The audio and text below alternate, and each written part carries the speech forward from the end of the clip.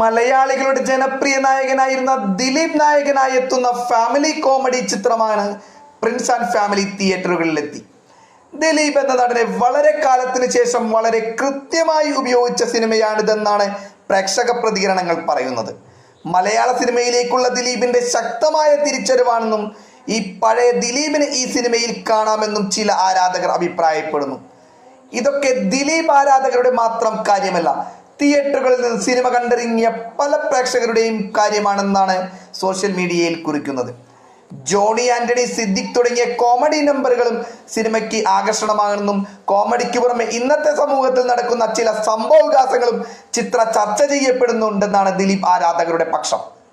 Magic ഫ്രെയിംസിന്റെ ബാനറിൽ Listin Stephen നിർമ്മിക്കുന്ന ദിലീപിന്റെ 150ാമത് ചിത്രം കൂടിയാണിത്. നവാഗതനായ ബിൻഡോ സ്റ്റീഫൻ സംവിധാനം ചെയ്യുന്ന പ്രിൻസ് ആൻഡ് ഫാമിലി തികച്ചും ഒരു കുടുംബ ചിത്രമായിട്ടാണ് കഥ പറയുന്നത്. ചിത്രത്തിൽ ദിലീപിന്റെ അനുജന്മാരായി ധ്യാൻ ശ്രീനിവാസനും ജോസ് കുട്ടി ജേക്കബുമാണ്. ഒരു വർഷത്തിന് ശേഷമാണ് ദിലീപ് ചിത്രം പ്രേക്ഷകരിൽ എത്തുന്നത്.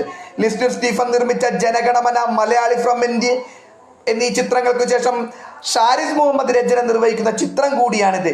ഉപചാരപൂർവ്വം Gundajayan, Neymar, Janaganamana, Malayalee from India എന്നീ ചിത്രങ്ങൾക്ക് ചീഫ് അസോസിയേറ്റ് ഡയറക്ടറായി പ്രവർത്തിച്ച ബിൻഡോ സ്റ്റീഫന്റെ ആദ്യ സംവിധാന സംരംഭം കൂടിയാണിത്.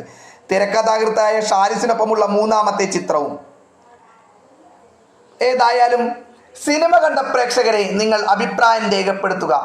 ജനപ്രിയ നായകനായി ദിലീപ് തിരിച്ചു വന്നുവോ?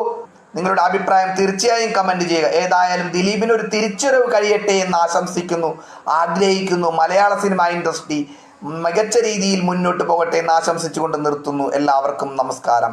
വീഡിയോയിൽ ഉണ്ടാകുന്ന കുറ്റങ്ങളും തെറ്റുകളും കുറവുകളും ഒക്കെ ക്ഷമിക്കുക.